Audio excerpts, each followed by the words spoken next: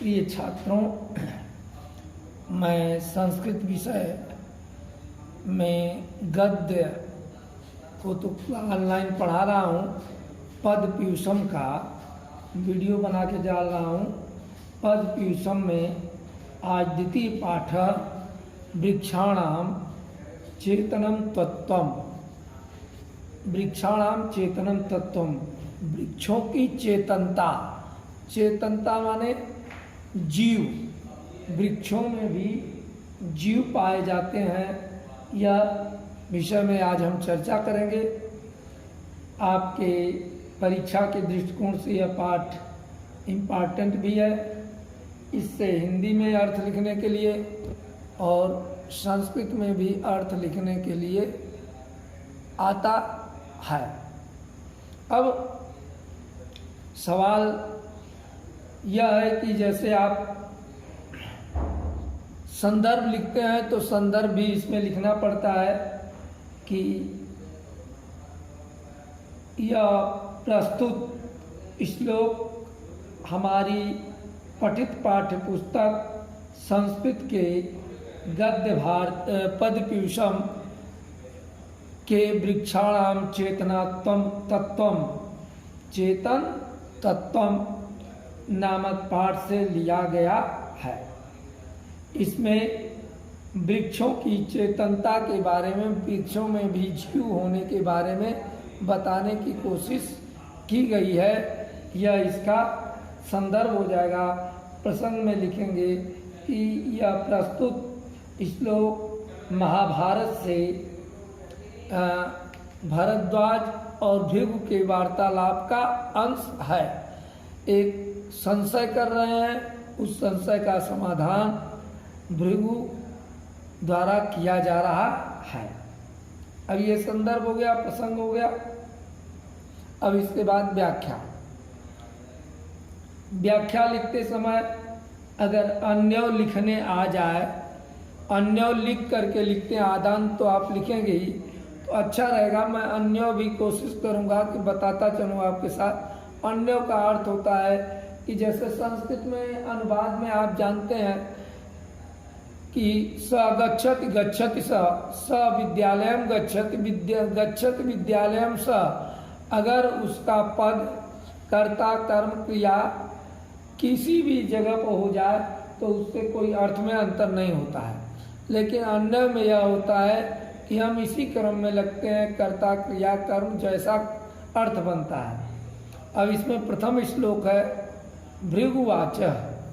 भृगु महाराज कहते हैं, वाच माने बोलते हैं। पहला श्लोक है अमिता नामम महाशब्दो यन्ति भूतानि संभवम। ध्यान से सुनना और पढ़ने की कोशिश किताब देख करके करना जो उसमें लिखा हो। ततस्तेषां महाभूत शब्दो यम यम पुद्यते। अब इसका मैं अन्य भी बता दे रहा हूँ। अन्य क्या होगा इसको आप देख लीजिए। अमिता नाम महाशब्द, अमिता नाम महाशब्द प्रज्वते प्रज्वते तेभ्य भूतानि संभव। तेभ्य तेभ्य भूतानि संभव यन्ति च तत्तेषां कृते अयम महो शब्द उत्पद्यते। यह अन्य हो जाएगा। अब अन्य का अर्थ करते समय इसमें जानिए कि अमिता नाम शब्द का अर्थ होगा असीमितों के लिए, जिसकी कोई सीमा न हो, सीमा से जो परे हो। और महाशब्दों, अमिता नाम महाशब्द है। जैसे शक्ति महाशक्ति, वीर महावीर हनुमान, तो उसी तरह से अमिता नाम माने ऐसा शब्द जिसकी कोई सीमा नहीं है। उसी में महाशब्द यंती, उसी के अंतर्गत महाशब्द आता है। जैसे बगीचा हमने कर दिया तो उसके अंदर पेड़ आता है, हमने परिवार कर दिया तो उसके अंदर मनुष्य आता है, हमने संसार कर दिया तो उसके अंदर प्राकृतिक कृत्रिम चीज़ें आती हैं। उसी तरह से अमिता नाम महाशब्दो यंति, असीमित शब्दों में ही एक महाशब्द यांति माने आता है। भूतानि माने होता है प्राणियों में, भूतानि माने समस्त प्राणियों में, संसार की समस्त प्राणियों में संभवम संभव हुआ है या जाना जाता है। तत्तेषां महाभूतो शब्दो उत्पद्यते, उसी में से तत्तेषां माने असीमित शब्द में से ही महाभूत शब्द उत्पद्यते, उसी में से ये महाशब्द की उत्पत्ति होती है। अच्छा, संसार में जो सीमित पदार्थ हैं, असीमित वस्तु है, असीमित शब्द हैं, उन्हीं शब्दों में से एक महाशब्द की उत्पत्ति होती है। अब अगले श्लोक में भृगुराज कह रहे हैं, भृगु जी कह रहे हैं, पढ़ रहा हूँ, अन्य भी बताने की कोशिश करूंगा, आप देखते रहिएगा। चेष्टा वायु खमा आकाश उष्मानि अग्नि सलिलम द्रवः पृथ्वी चात्र संघातम शरीरम पंच भौतिकम। अब इसका अन्य है अत्र चेष्टा आयु, चेष्टा वायु, तो इसका हो जाएगा अन्य अत्र चेष्टा वायु खमा आकाश अस्ति सलिल द्रव उष्माग्नि अस्ति पृथ्वी संघातम अत्र शरीरम पंच भौतिकम। अर्थ क्या होगा? अर्थ देखिए, चेष्टा माने होती है गति, चेष्टा माने होती है गतिमान होना। वायु का अर्थ है कि कोई चीज गतिमान है, नहीं लोग इधर से उधर बहुत देर तक घूमते फिरते रहते हैं, कहते हैं आप हवा हैं भाई, क्या यहाँ दिखाई दे रहे थे अब वहाँ दिखाई दे रहे हैं। तो वायु का परिचय है या वायु का गुण है चेष्टावान होना, गतिमान होना। खमा, खमा माने होता है खोखला। आकाश खाली, अब जैसे हमारे ऊपर जो भी खाली स्थान है उसे हम आकाश कहते हैं, तो आकाश खाली होने का परिचायक है। औष्मानी अग्नि, अग्नि जो है, उष्मा गर्मी जो है वो अग्नि का परिचायक है। सलिलम द्रवम, सलिलम माने जल, द्रव होने का परिचायक है।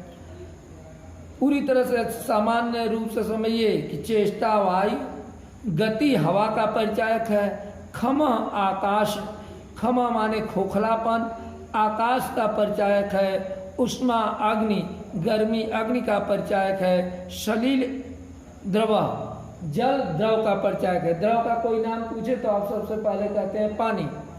अगर अग्नि का कोई आप पूछे तो उष्मा या ताप कहते हैं। और खाली स्थान का उदाहरण कोई पूछे तो कोई रिक्त स्थान को आप बता देते हैं। और बहुत गतिमान तेज है तो उसे आप कहते हैं हवा। तो इस प्रकार से पृथ्वी च अत्र संघात, पृथ्वी जो है च चात्र लिखा है, च धनात्र, इसका संधि विच्छेद करेंगे तो च धनात्र। पृथ्वी च माने और, अत्र माने यहाँ संघात, संघात माने ठोस का परिचायक है।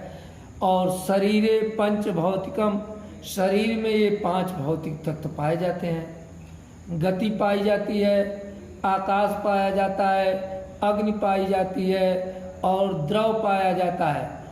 गति कैसे पाई जाती है शरीर में? हम हिलते डुलते चलते रहते हैं, बोलते हैं, सारी क्रिया करते हैं, गति हो गई। आकाश कैसे पाया जाता है? क्योंकि हम भोजन करते हैं और वो खाली स्थान को, पेट को भरते हैं, तमाम चीज़ों को अपने मस्तिष्क दिमाग में भरते हैं, आकाश का है। अग्नि कैसे पाई जाती है? क्योंकि जो हम भोजन करते हैं उसे शरीर में पचता है, इस तरह से अग्नि का है। सलीलम द्रव, खून पसीना मूत्र आदि ये द्रव की तरह हमारे शरीर में है। और पृथ्वी च अत्र संघाता, ये शरीर पूरी जो पूरी शरीर की रचना है यह ठोस रूप में पाई जाती है। इस प्रकार से शरीरम पंच भौतिकम, इस शरीर में 5 भौतिक पदार्थ पाए जाते हैं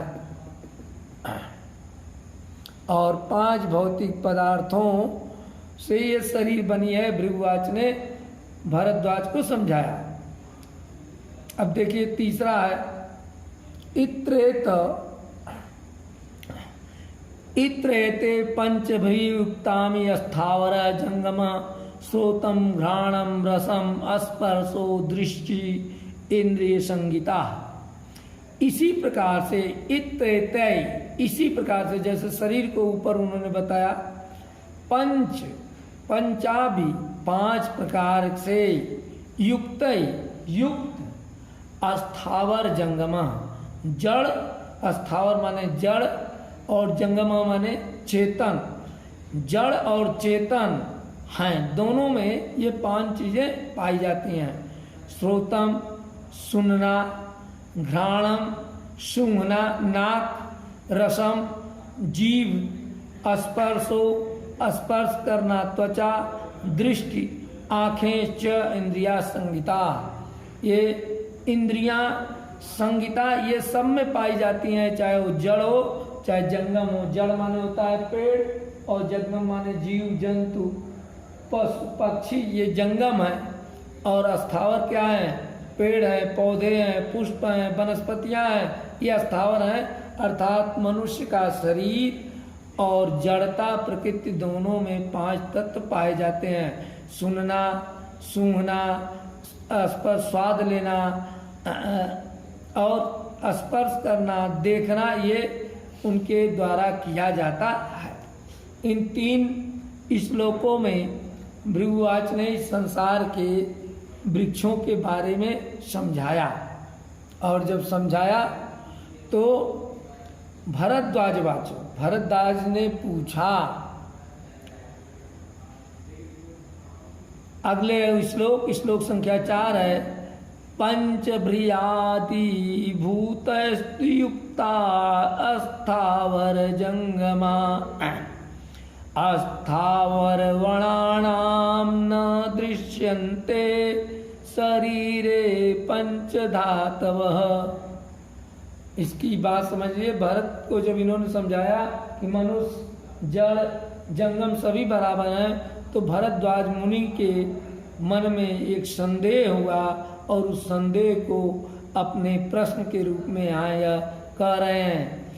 पंच भ्रियादि, 5 प्रकार से, भ्रियाद माने युक्त, भूतस्तुक्ता, ये प्राणी जैसे युक्त हैं।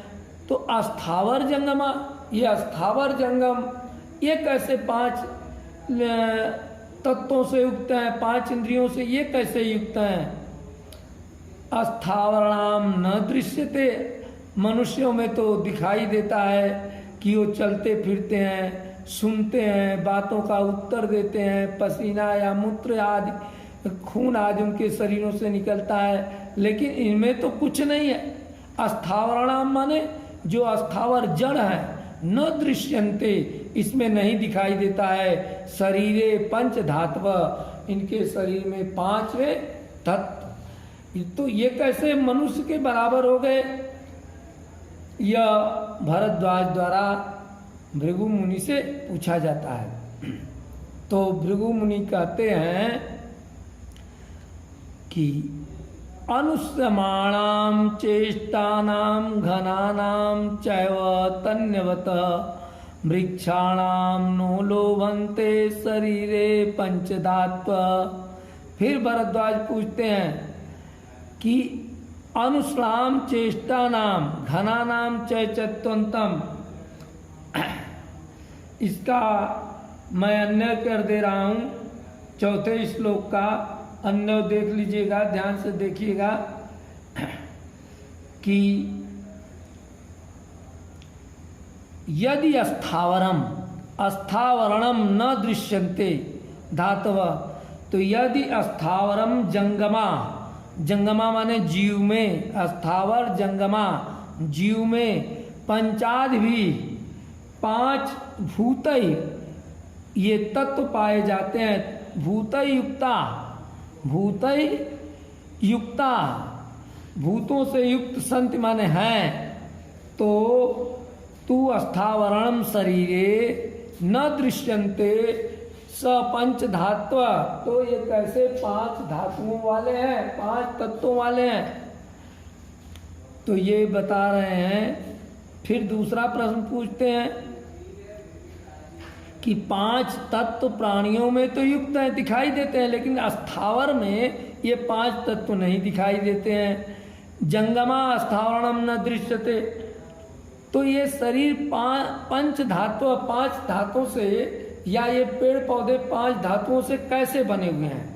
यहाँ से भरद्वाज का प्रश्न किया जा रहा है। पहले में उन्होंने कहा कि ये तो दिखाई नहीं देते, अब और न इनको देखा जा सकता है, तो ये कैसे मान लिया जाए कि ये 5 तत्व पेड़ों में पाए जाते हैं। दूसरा, अनुस्माण चेष्टानाम घनानाम च तत्व वृक्षाणाम नो लभ्यन्ते शरीर पंचधात्व अनुसरणानाम चेष्टम। अनुसरणानाम चेष्टम का अर्थ यहाँ होगा कि उष्मा रहित, अनु उष्मणा, अ माने रहित, नु माने अनु मन नहीं रहित, उष्मा रहित, और अचेष्टा नाम गतिशीलता रही, न इसमें उष्मा है न गतिशीलता है। घना नाम ठोसपन, चयन तत्व, ये तत्व नहीं है। तो वृक्षाणाम नो लभन्ते, वृक्षों में तो ये नहीं प्राप्त होते हैं। शरीरे पंच धातु, यह शरीर के 5 धातु, न गर्मी दिखाई देती है, न खाली स्थान दिखाई देता है, न ठोसता दिखाई देती है। ये सारे तत्व तो नो लोभनते, नहीं दिखाई देते हैं। शरीरे पंच धातु, ये कैसे शरीर के समान 5 धातु वाला पेड़ हो गया। फिर तीसरा शंका वहीं व्यक्त करते हैं 6वें श्लोक में कि न शृण्वन्ति न पश्यन्ति न गंध सेविन न च स्पर्शो विजन्ति ते कथम पंचभौतिका। पेड़ न सुनते हैं, न पश्यंत, न देखते हैं, न गंधर, न स्पर्श सेवन को, न च विजयन्ते जान पाते हैं। ते कथम पंचभौतिका, ये जो हमारे शरीर के 5 तत्व हैं, ये तो सुनते भी हैं, देखते भी हैं, बोलते भी हैं, स्पर्श को समझते भी हैं, लेकिन ये पेड़ों के द्वारा नहीं किया जा सकता है। तो ये पेड़ कैसे माने जाएं कि ये 5 भौतिक तत्व इनमें पाए जाते हैं। अगला भी शंका व्यक्त करते हैं। अद्र तत्वादि अग्नि तत्वादि भूमि तत्वादि युक्त। अद्रव, इनमें द्रव नहीं है। द्रव अद्रव तत्वादि, अद्रव द्रव भी नहीं है। अग्नि न तत्वादि, अग्नि रूपी भी तत्व नहीं है। भूमि तत्वादि वायुत, भूमि रूपी ठोस रूपी भी तत्व नहीं है। देखिए सब में तत्वादि न तत्वादि, तत्वादि युक्त, ये 3 शब्द लिखे हैं। तो अद्रव तत्वादि, द्रव तत्व भी नहीं अमान्य नहीं होता है। और न अग्नि तत्वादि, पेड़ों में न अग्नि है। भूमि तत्वादि, न ठोसता है।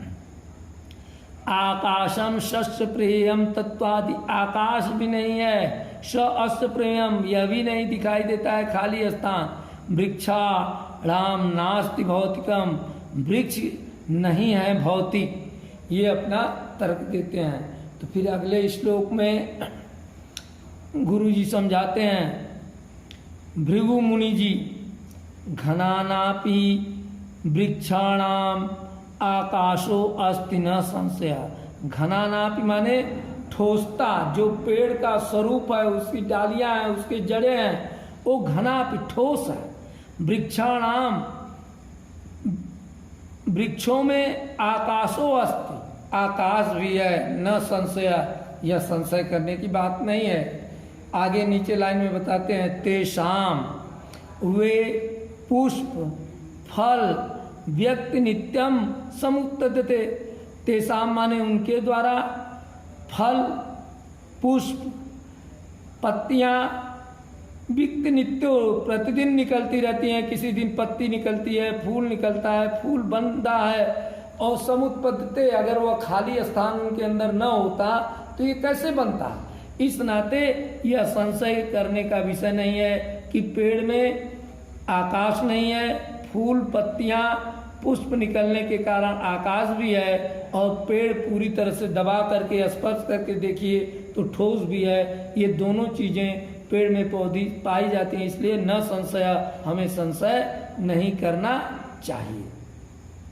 अब इन्होंने दो चीज़ों के बारे में बता दिया, आपको भी ध्यान आ गया होगा कि पेड़ के कारण ठोसता है और उसको फल पुष्प और पत्तियां निकलने के कारण उसमें आकाश है, क्योंकि कोई चीज़ खाली स्थान से निकलती है। और नास्ति भौतिकम तेषाम पुष्पम फलम व्यक्ति नित्यम संपुदाते, इसी नाते उनमें से प्रतिदिन पुष्प फल आदि निकलता रहता है। यह 8वां श्लोक है। घनापि लक्षणम आकाशो, ठोस होने का वृक्षों में आकाशों में अस्ति न संशय, कोई संशय नहीं करना चाहिए। उसमें से पुष्प फल और पत्तियां प्रतिदिन उत्पन्न होती हैं, इस नाते आकाश है और पेड़ ठोस रूप में है। अब आप 9वां श्लोक देखिए। 9वां श्लोक में वो बता रहे हैं कि इसमें उष्मा भी है। उष्मतो मल्याते पर्णम त्वमक फलम पुष्पमेव च मल्यते शीयते चापि स्पर्शम अश्नोत विद्यते। उष्मते माने गर्मी के कारण ही, मल्यते मलिन हो जाते हैं, पीलेपन पड़ जाता है। पर्णका माने पर्ण माने पत्ते, तवकम फलम फल पर, पुष्पमेव च फूल भी। गर्मी में आप देखते हैं गर्मी के कारण जब वो मलिनता को प्राप्त कर लेते हैं, पत्तियां पीली हो जाती हैं, फल पक जाते हैं, पुष्प भी मुरझा जाते हैं। माल्यते सीयते और मुरझा करके गिर जाते हैं। च अपि, च माने और, अपि माने भी, स्पर्शम स्नोत विद्यते, इस प्रकार से उनके अंदर स्पर्शता भी है। अब यह इस श्लोक में उन्होंने बताया कि पेड़ के अंदर जो पत्तियां गिरने का गुण है, फलों के पकने का गुण है, फूलों को मुरझा करके पुष्प को पेड़ों से अलग होने का गुण है, यह सब गर्मी के कारण ही होता है। त्वक फलम पुष्पमेव च, इस प्रकार से उनमें ये फूलम पुष्पम विषयते विसर जाते हैं। तो अब आपने 9 श्लोक तक पढ़ा, एक श्लोक और पढ़ा देता हूँ। श्रोत्रेण गृह्यते शब्दस्तम अच्छृण्वन्ति पादपा बल्ली वृष्टतम वृक्षम सर्वत्रश्चैव गच्छति। आपने देखा होगा कि किसी पेड़ पर लताएं चढ़ती हैं और लताएं उस पेड़ के सहारे उसके अग्रभाग तक पहुंच जाती हैं। तो उसने पूछा था कि पेड़ तो देखते नहीं है, तो कह रहा है कि देखते और सुनते दोनों हैं। श्रोतेण गृह्यते, उनके द्वारा सुना जाता है, शब्दम शब्दों को, अस्ता स्पर्शम छुणंति, वह बहुत अच्छी तरह से सुनते हैं। पादपा वृक्ष, बल्ली वेष्टते, बल्ली आगे बढ़ते हुए, वृक्षम माने वृक्ष के, सर्वस्य गच्छति, चारों तरफ चलती है और चारों तरफ जाती है। इस नाते उनके अंदर सुनने का भी और देखने का भी गुण पाया जाता है। इस प्रकार से आज मैंने 10 श्लोक तक पढ़ाया। अब कल फिर इसके आगे जो बचे हुए हैं 8 श्लोक उनको पढ़ाऊंगा, लेकिन पढ़ने से पहले आप किताब देख करके बैठा करें, किताब ले करके बैठा करें। जब पढ़ाया जाता है तो उसे ध्यान से देखें, अर्थों को सुने और इसे पुनः दोहराने की कोशिश करें। आगे पढ़ाई को जारी करने के लिए पढ़ करके इस श्लोकों को बैठें। शुभम करोतु कल्याणम।